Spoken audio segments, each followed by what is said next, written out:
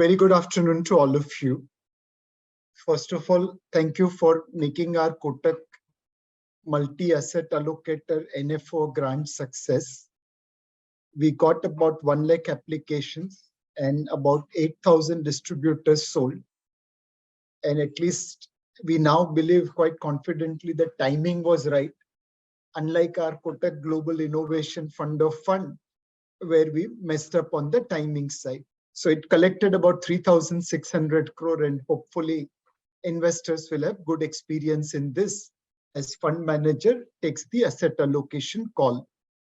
The fund has started deployment and it will get deployed over next 30 days. If you look at global economy, interest rates are at multi-year high. And as of today, barring China, no central bank is committing that they have reached peak of interest rate cycle. US, Europe, all have kept option open for raising interest rate.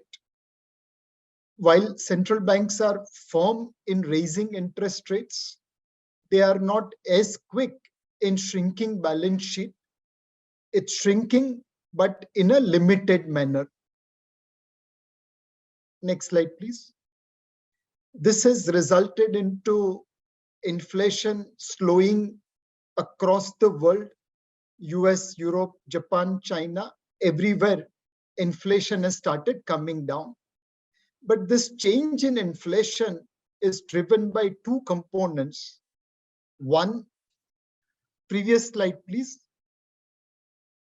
One, goods inflation has come down to maybe 0.5%, 1%. But services inflation is still there in mid-single digit to high single digit. Now, will services inflation start easing off?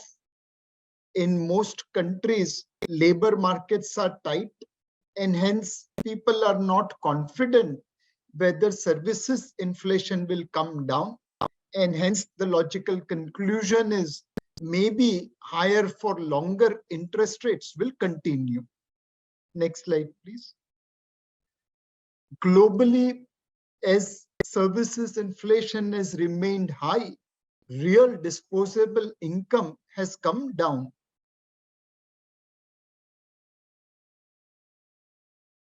Trade has started declining as demand has started slowing with withdrawal of liquidity and rising interest rates. In Europe, it looks like recession is a reasonable certainty. China has also started seeing a slowdown as real estate market and exports both start suffering. Despite opening up trade, in China, youth unemployment is 20% plus. They have now stopped publishing data of youth unemployment, and consumer price index has gone into recession. When the world is struggling with inflation, China is struggling with deflation. Oil prices, thanks to cartelization by OPEC and non-OPEC countries, is likely to result into a shortfall. Almost 4 million barrels of oil supply has been taken out from the market.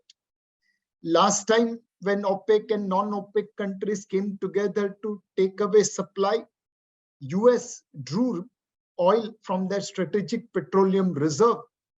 But this time SPRs are at a very, very low level of just about 17 days of replacement, and hence oil prices may remain higher for longer.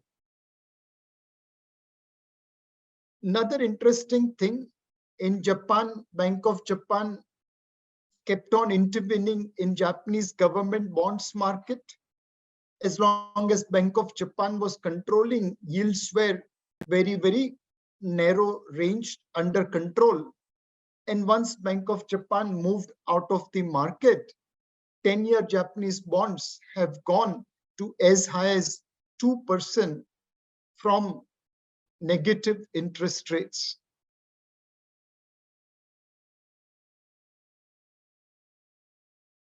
As interest rate rises across the world, the biggest challenge which is coming is refinancing of maturities that will raise interest rates for everyone.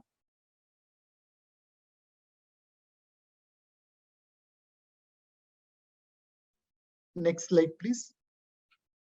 This is an interesting tweet which I had read. Stocks are falling like a recession. Oil prices are rising like there is no recession. Gold is falling like inflation is gone. And interest rates are rising like we have 10% inflation. Commercial real estate is falling like it is 2008 subprime crisis. And housing prices are rising as if rates are falling. Across the market, stocks, oil, gold, interest rates, commercial real estate, and housing prices are giving contradictory indication. Coming to US economy, Fed has shifted its stance in March 20 that inflation won't be a problem, to inflation is transitory, to inflation now won't hit 2% until 2025. Between March 20 to September 23, Fed has moved 180 degrees. Why will Fed go so much wrong in assessing American economy? Next slide, please. Well, Fed has been maintaining a very delicate balancing. On one side, they have raised interest rates by almost 500 basis points plus in the fastest possible manner to control inflation. And on the other side, they haven't taken away liquidity in a meaningful manner so that growth does not crash. This balancing between interest rate, inflation, and liquidity growth is the reason why Fed had to change its stance at multiple times in last 3 years. US core inflation is eased, but headline inflation continues to remain higher. Goods inflation is down. Services inflation is still higher. As interest rates have risen and economy has slowed, the US budget deficit has started widening, and now they are reaching to a level which is normally associated with war or recession. This year, US federal deficit will be about 8% of GDP, something which they would have got in 2008 subprime crisis. Slide number 22. US government debt, when we were preparing slide, it was $33 trillion. And by the time we ended up preparing the slide, it became $33.4 trillion. $400 billion ऐसे बढ़ता है जैसे चने ममरे बेच रहे हो. Next slide, please. This chart shows how US situation is. The down below is the giant debt of $33 trillion. And upper chart shows what is the revenue and deficit. Undoubtedly, as deficit increases, debt burden keeps on increasing. The US consumers have got fixed rate housing loans, and as interest rates went up, it didn't impact them. But people who provided housing loan, they have been hit very, very badly. The blue line represents mortgage-backed securities owned by commercial bank at face value, and the red line represents duration normalized face value. That means US banks will be sitting on losses of upwards of $1 trillion. Some of the big banks seems to be having hit very, very badly by these hidden losses on their mortgage back and treasury portfolio. Over next 6 months, will we see another Silicon Valley bank? Answer is quite likely. The 30-year mortgage rate in US has now reached a level last seen in August 2000 that's going to severely impact new housing demand. Personal interest payments are at record high of $500 billion as credit card debt is in excess of $1 trillion and student loan is in excess of a $1.6 trillion. Auto mortgages and personal loan put together, it will be another $12 trillion. In US, like India, there is uneven recovery. As per one estimate of Fed, 80% of US households savings will be depleted in next month or so. Only 20% of the people will have some savings left from the pre-COVID era. Next slide. The stress is visible in small bank credit card delinquencies, which is at all-time high level. Next slide. In the 40s, about half of American kids were staying with their parents. This was the Great Depression era.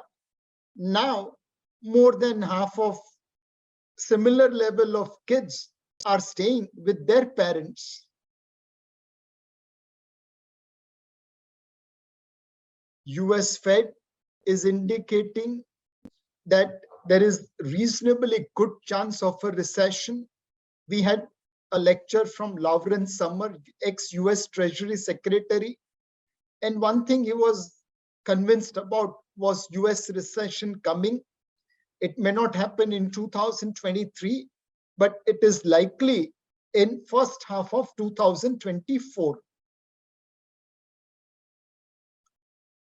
Despite precarious situation of American economy, equity markets in US have shown remarkable stability and volatility levels are one of the lowest in recent times.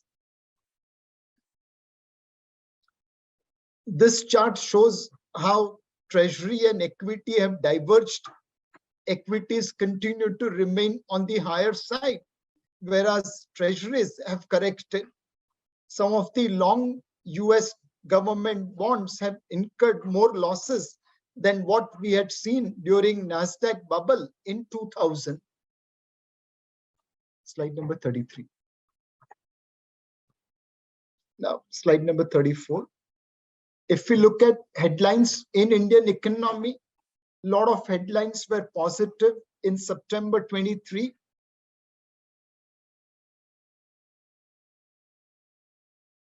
However, there are dark clouds gathering on horizon. Oil prices are likely to go into triple digit, while monsoon deficiency is at 6%. Uneven distribution of monsoon was visible. Subdued kharif crop can impact rural recovery, and IT sector jobs are not growing. In fact, they are turning negative as we speak. All these things could have an impact on our economic recovery. As of today, India looks like oasis in the desert. Our domestic activity is firmly above pre-COVID level. Our capacity utilization is high at 76.3%. Our share in global exports have started moving up. E-way bill generation is up about 10% in September 23. GST collections have now started crossing 1.5 trillion on a regular basis. Advanced tax collection and direct tax collection have been reasonably robust. Government has continued to upfront or front load its capital expenditure. And this year, for the first time, government capital expenditure will cross 10 lakh crore. Private sectors, as capacity utilization has gone up, have started announcing newer projects, albeit a lot of them is led by big business groups like Tata's, Birla's, Ambani's, Adani's. Listed companies' capex growth on a year-on-year basis have surpassed GDP growth in recent years. Real estate cycle has bottomed out after falling from 2010 almost to 2020, and that should bode well for household capex. If we look at investment, government and private sector investment seems to be holding on. The public sector investment has fallen from 3.1% to 2.8%. 2.8%. That's the big drop. If we can cover that, then hopefully investments will revive on a regular basis. Banking system continues to remain in a party time. Deposit growth is stable, credit growth is good, and NPA numbers are less than 1% on a net basis. Will this party time last for long? That's something which we have to observe. Unemployment rate has fallen to a yearly low of 7%. That's a good sign.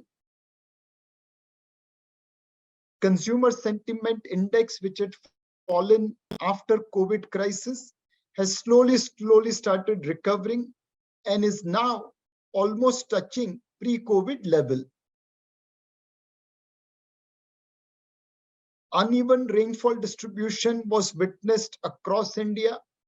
Some of the northern states like Bihar, UP received a fairly lower quantity of rain, and some of the western states like Gujarat, Rajasthan ended up receiving excess rain.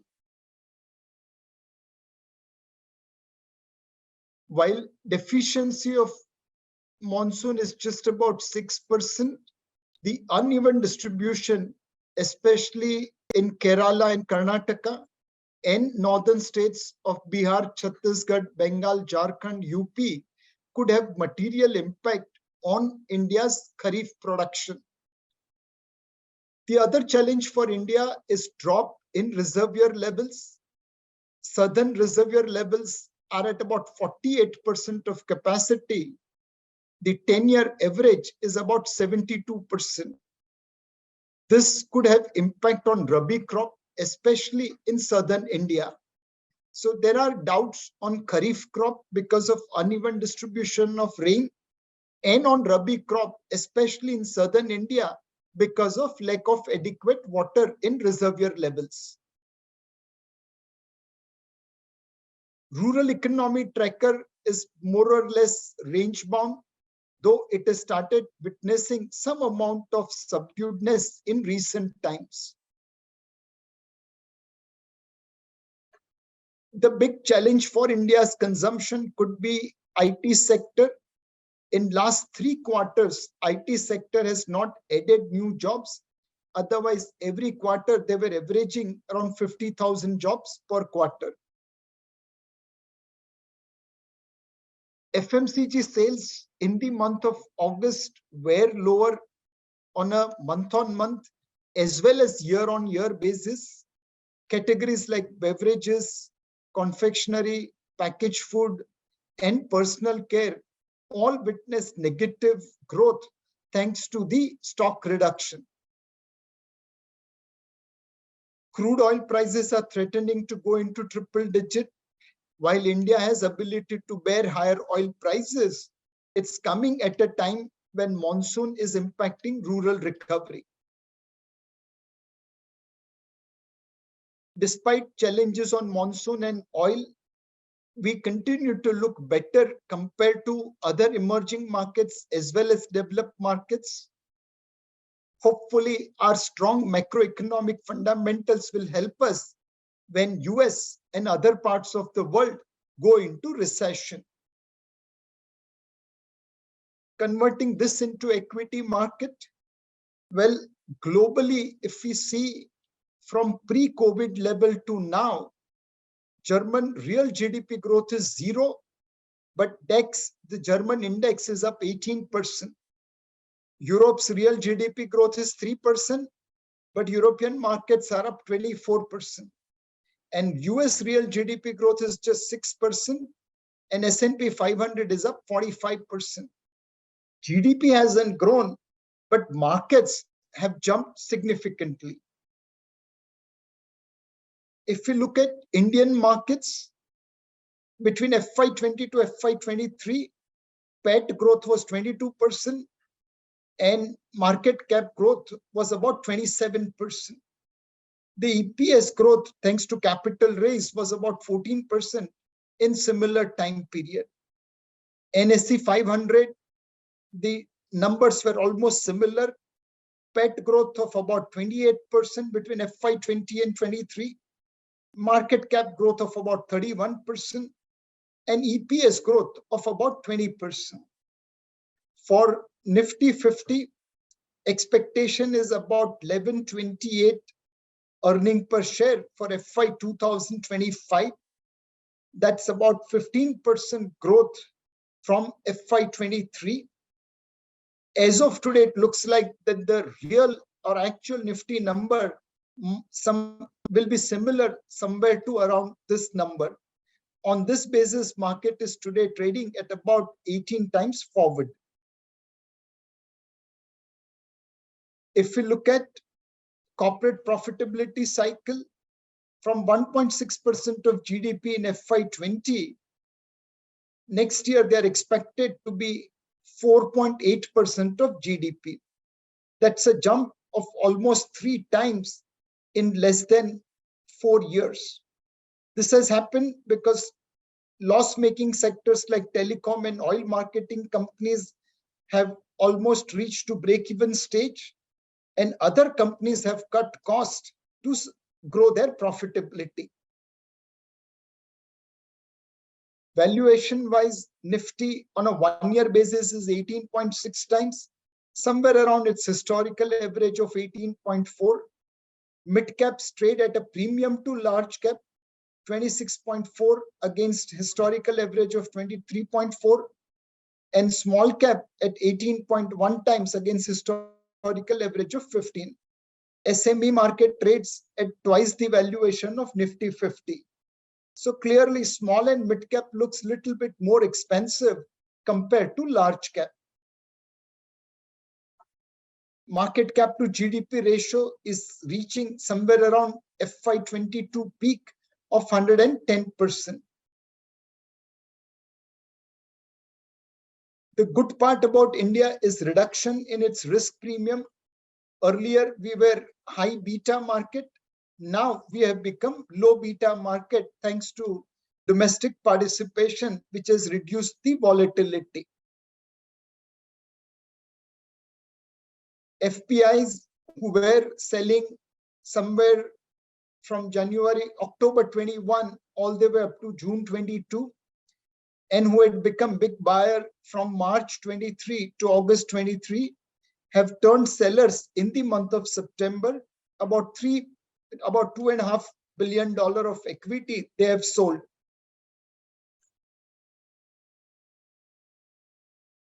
In most market, entry is easy and exit is difficult. In India, between October 21 to June 22, when foreigners sold 2,55,000 crore of equity, domestic mutual funds gave them exit, and market correction was just about 10%. From June 22 to September 23, they have bought 1,70,000 crore worth of equity, and markets have run up 24%. Whatever FPI sold at lower level, they are buying at a higher level in Indian market today. Going forward, what will move the market? One, US Fed pivot. How long Fed is going to keep interest rates high, and will they raise interest rates one more time? Election result, will Modi Sarkar be back or not? energy prices, how high oil can go above $100, and impact of monsoon on Kharif as well as Rabi crop. If all these factors turns positive for India, that means US Fed cuts rate early. If oil prices go back towards $70, $80, if monsoon does not impact Kharif and Rabi crop adversely, and election results are as per market expectation, then there is room for market to go above. On the other hand, anything contrary, market could give a correction. Our outlook on market continues to remain: be overweight large cap, be marginally underweight small and mid cap, keep neutral weight to equities, and please keep some cash to buy at the time of correction. As of today, private equity funds and promoters are providing supply in the market. They are insiders, and collectively they would have sold about 185,000 crore of supply through preferential issue, public issue, QIP, and secondary market divestment. When promoters are selling, they will generally sell at above fair value rather than below fair value. This is one of the highest selling by promoters in recent times. Why are we little bearish on small and mid cap? At one point of time, small cap were about 7.2% of total market cap. Today, they are at 16.3, near their all-time high in 2018 of 16.4. Mid caps were about 9.5% of market cap. Today, they are 16.9, somewhere around 17.2, which was the highest in 2008. Large caps were 83% of market cap. Today, they are 67% of market cap, almost similar to where they were in 2008 at 66.4%. Post 2018, both small and mid caps took time to deliver return to investors, and they had to witness 20-30% correction before they turned around. Large caps, on the other hand, outperform small and mid caps significantly post 2018. As of today, if we look at sectors where mid caps are trading at discount to their large cap valuations, from almost 90% of sectors which were trading where mid caps were at discount to large cap, today they have come down to somewhere around 40%. There are many sectors where mid caps are trading at a premium to large cap. Even in small cap, there are 30% sectors where small caps are trading at a premium to large cap. Obviously, this kind of valuations are not sustainable for long. If we look at sector neutral micro cap earning yields minus large cap earning yield, the gap is almost zero at current point of time. It was as high as 25% in 2003 and somewhere around 15% in 2008. Even in 2020, that was in double digit. Whenever yield gap is so low, by and large cap outperforms the market. In many of the companies, floating stock is very, very limited, and hence prices have run up. For example, a stock like Muscat Dock, it's up 200% in last 6 months, but the total floating stock is just about 15%. And value-wise, that number is just about 6,436 crore. Do remember that Muscat Dock was issued at 200 rupee just few quarters back. From an equity investment point of view, we continue to maintain SIPs or STPs with a long-term view. On a rolling return basis across most of our equity funds, We have added value to our investors over 3, 5, 7, 10 years. In fact, in this month, there's not even one period where alpha has not been generated on a rolling return basis. In the hybrid categories of fund, again, across most of the time period on a rolling return basis, SIPs have added alpha to the investors. On a point-to-point basis, across most of the time periods, value add has been done by Kotak equity funds, though there are periods in recent times where funds haven't added value to the investors. In most of the hybrid category of funds, again, positive value added has been done, alpha has been generated.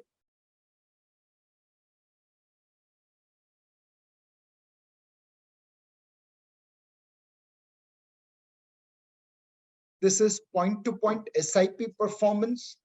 Again, in some of the funds, we haven't added value, especially because we were underweight public sector undertakings.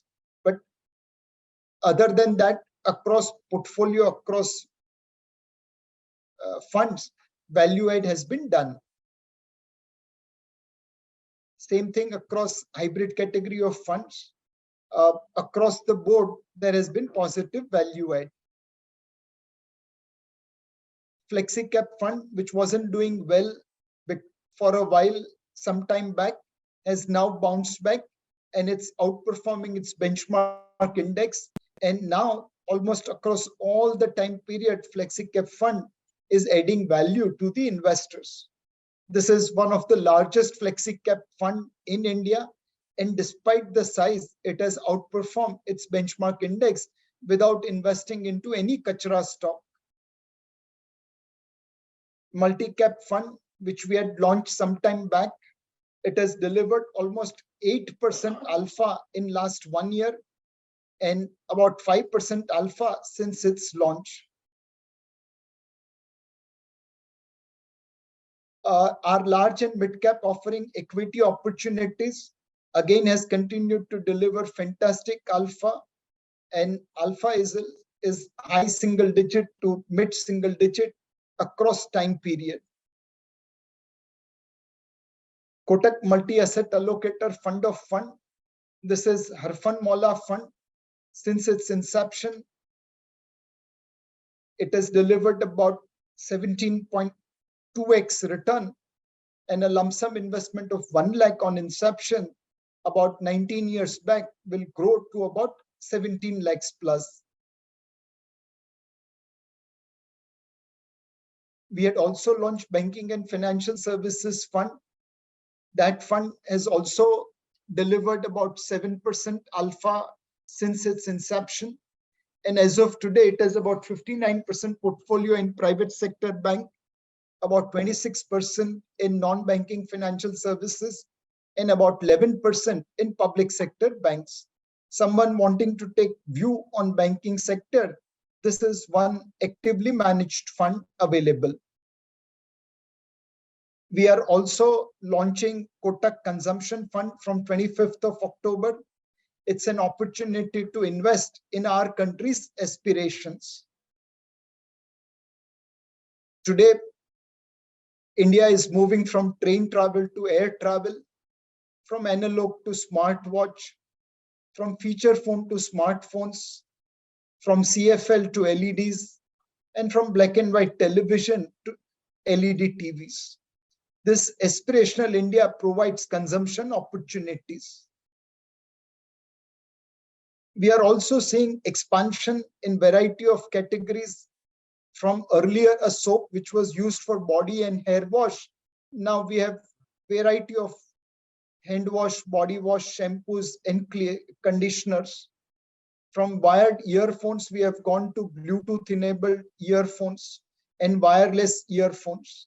From one simple Maruti 800 or Premier Padmini or Hindustan Ambassador, we have gone into lifestyle vehicles. All this thing is resulting into consumption opportunities. In some sense, this is what Kotak Consumption Fund aims to capture. There are three Indias living, one where 1% of Indian population enjoys France lifestyle, about 27% enjoys Indonesian lifestyle, and 72% is living in sub-Saharan Africa.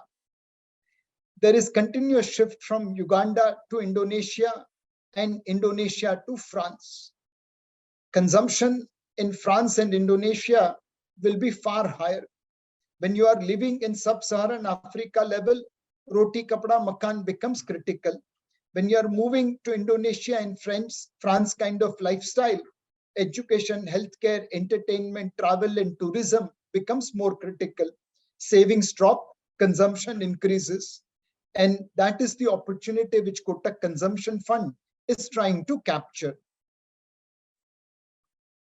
Our NFO launch track record, other than Kotak Global Innovation Fund of Fund, has been reasonably decent. Over last 5 years, whichever fund we have launched has delivered good return to our investors. On the fixed income side, US core inflation continues to remain above 2% target range of Fed, and which means Fed will have to keep rates higher for longer. As of today, market is expecting potentially one rate hike, not certain, but potentially, and rate cuts to begin somewhere towards middle of 2024.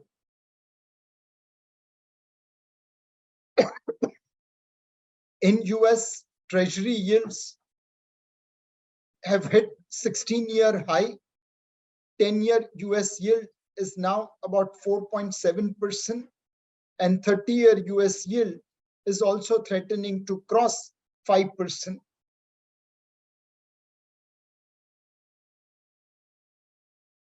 Globally, most central banks are keeping options open, and US, Europe, Bank of Japan, Bank of England, all may keep options open to raise rates if inflation demands it. China is the only exception which is looking at cutting interest rates to support their weakening economy. The good news for Indian bond market was JP Morgan including India in emerging market debt. We believe there will be flows of about $23 billion from passive funds and about $12 billion from active funds from here till March 2025. Our index inclusion will happen from June 24 at 1% a month, and over 10 months from June 24 to March 25 will get included in index at 10%. That should result into flows of about $35 billion from active and passive funds. India's fiscal deficit seems to be on track as of today, as tax collections have remained robust. Retail inflation has started easing off thanks to drop in vegetable prices. RBI in today's credit policy has kept inflation at the same level at 5.4% like last credit policy. Liquidity has turned into deficit thanks to advance tax and GST outflows, but the core liquidity, which includes government balances, continues to remain positive. The OIS curve is pricing interest rates remaining higher for longer. We believe OIS curve is more influenced by what's happening in American market, and they are probably taking Fed's higher for longer message. We believe probably this is the time to lock this OIS rates at current level, because over a period of time, this rate should come down like it had happened in September 22. We continue to believe in fixed income market 3 to 7 year segment giving 7% plus on government securities is the better part of the yield curve. This is where most of our portfolios are focused upon. In the fixed income side, dynamic bond fund continues to deliver good performance over benchmark index. And this is where fund manager takes duration call depending upon their outlook on interest rate. There are hybrid funds from Kotak debt hybrid scheme to Kotak equity savings to Kotak multi-asset allocator fund of fund to Kotak balance advantage fund. They all have differential allocation to equity. Kotak equity savings and Kotak balance advantage fund will be classified as equity fund. Kotak debt hybrid and Kotak multi-asset allocator fund of fund dynamic will be classified as debt fund. In all this fund, our upside downside ratio is upwards of 2, which means investor have more upside and less downside. These are ideal product for fixed income investors. Their volatility will be low and the returns could be above inflation. Kotak debt hybrid fund, which invests about 10 to 25% in equity and about 75 to 90% in fixed income, has delivered double-digit returns since its inception across various time periods. And more importantly, it has delivered alpha, which is roughly about 20 to 30% of the benchmark indices. Net, a fantastic product for fixed income investors, for conservative investors. The Kotak equity savings scheme has volatility of debt fund, but taxation of equity fund, and hence this cordial invitation of marriage of debt and equity. It has delivered almost high single-digit return on a rolling basis over the last 5 years. And as the investment horizon extends, it delivers positive return over a period of time. Low volatility, equity fund tax status, and returns which are outperforming inflation. Net, this product is again ideally suitable for tax-paying fixed income investors. Where will interest rates move from here? Today they are up 15 basis points thanks to RBI's surprising announcement on OMO. But how does rupee move? What does RBI and US does on their policy? That will have impact on interest rates. Today, 730 has already been achieved. We are now trading at about 734, 735. I think these are good levels to invest, keeping in mind that in 2024, we will see debt index flows coming through. Gold has been subdued in recent times. Year-to-date return has come down from high single digit to mid single digit.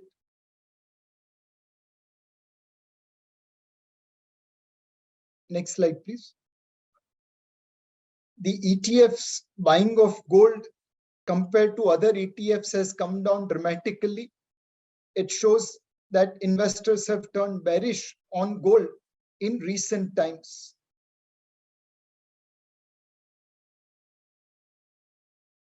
Chinese buying of gold has continued, and this has resulted into local market premium going to the highest level.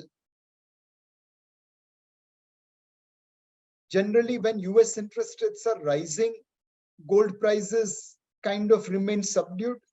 But whenever interest rates fall, gold prices shoot up. People were expecting interest rates to come down in 2023. That has not materialized. Now the expectation is interest rates to be cut in second half of 24, and that should support gold prices at that point of time. Many of the US retailing outfits like Costco have started distributing gold, and more importantly, they are selling like hot cake. It's rarely available in Costco's shops for buying anymore.